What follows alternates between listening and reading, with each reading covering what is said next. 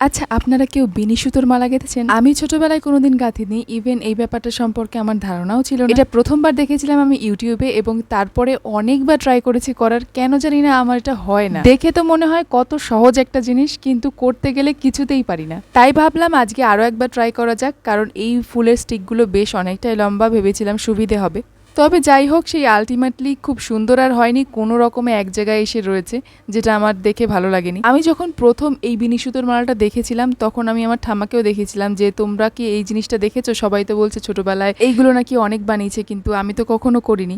তো ঠাম্মা দেখে বললো হ্যাঁ, এ তো আমরা ছোটবেলায় কত করেছি, তবে এটা এরকম ভাবে আমি করতাম না। আমি করতাম একটা ফুলের উপর আরেকটা ফুল নিয়ে ওই ফুলটার যে ডান্টিটা থাকে সেটাকে এইভাবে পেঁচিয়ে নিয়ে, তো এইভাবেই পরপর ফুলগুলো দিয়ে মালাটা গাঁথতে হবে। তো প্রথমে বিনুনি টাইপের পদ্ধতিটা দিয়ে তো আমি মালা গাঁথতে পারলাম না, তাই জন্য ঠাম্মার পদ্ধতিটা অ্যাপ্লাই করে মোটামুটি একটা জায়গায় এসে দাঁড়িয়েছে, যেটা দেখতে খুব একটা খারাপ লাগছে না। আমি চাইছিলাম এটাকে একটুখানি রাউন্ড করে গাজরার শেপ দিতে, কিন্তু কিছুতেই হচ্ছে না। তারপরে কোনো রকমে প্রথম ফুলটার সাথে শেষের দিকে ডান্টিগুলোকে জড়িয়ে পেঁচিয়ে কিছু একটা রেডি করেছিলাম। তো সে যাই হোক, আজকে আমার এই কাঁচা হাতের গাজরাটা আমার সাজুর নামে, তাই এটা ওকেই পরিয়ে দেবো।